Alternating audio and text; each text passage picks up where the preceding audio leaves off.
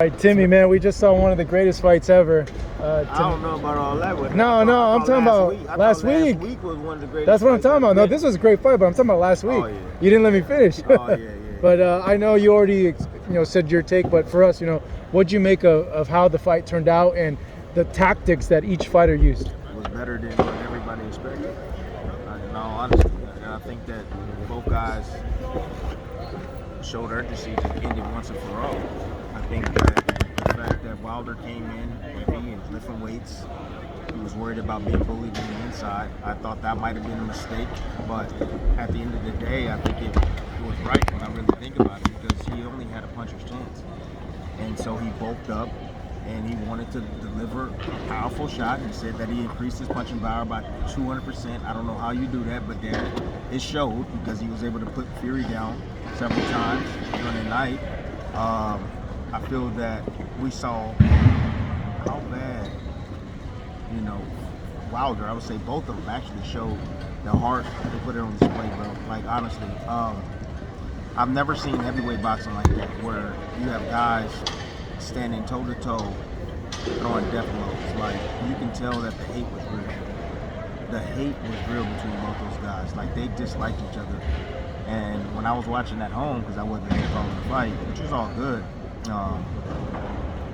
I was saying to myself, this is unbelievable. This is unreal. The drama that happened in this fight. Now, as far as one of your points about the styles, Yeah. I thought Malik Scott did a damn good job. I did. Wilder came out, surprised the hell out of me. I thought he won the first round clearly. Boxed well, coming forward. He attacked. He was being first on the mark, jabbing down to the belly, throwing a right hand down to the gut as well. He looked a bit different. He really did. He looked sharp. He looked explosive. Second round, Fury caught him with that right hand over the top. So he still had those flaws in between where he's weak in transition. I said that on my breakdown.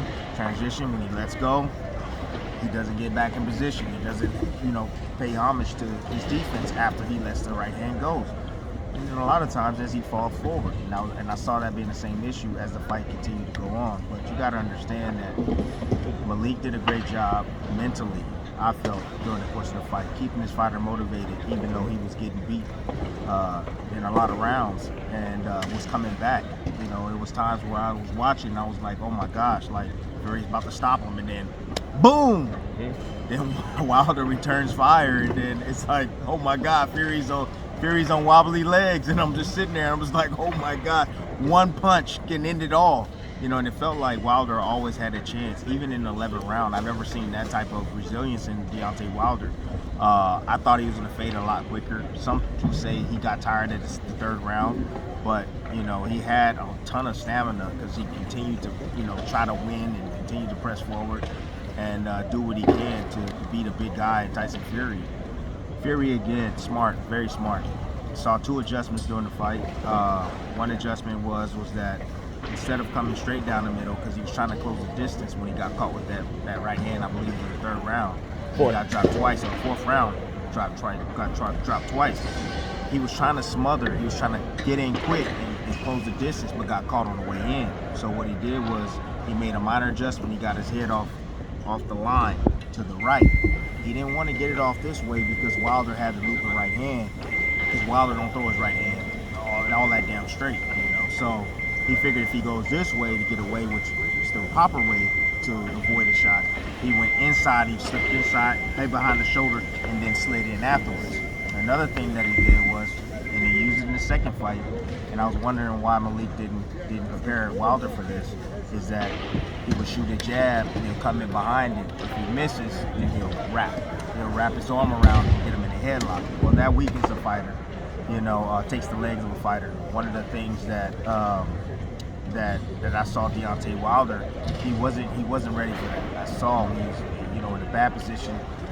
And another thing is that Wilder stayed on the ropes quite a bit. If he'd have kept the fight in the center of the ring as much as possible, I think he would have been better suited. But Fury bagged him up, mauled him in the inside, closed the distance on him at times, was beating on him. I saw some vicious body shots by Fury inside, especially when Wilder would miss with a wide shot. Fury would dig down in the guts that's just siphon the gas tank even more. Yeah, Tim, what do you it's think? smart. Everyone, No. there was some talk recently about the respect after the fight, but Ali and Frazier didn't get along after their fight. Morales, what do you think of it, Tim? How would you react? Honestly, I used that analogy tonight. I just said, it took actually Frazier a long time to really apologize to Ali after all the things that were said. Like, you gotta understand, like, during the build-up of the fight, I'm hearing these guys like, F your mother, Right. and I'm like, what?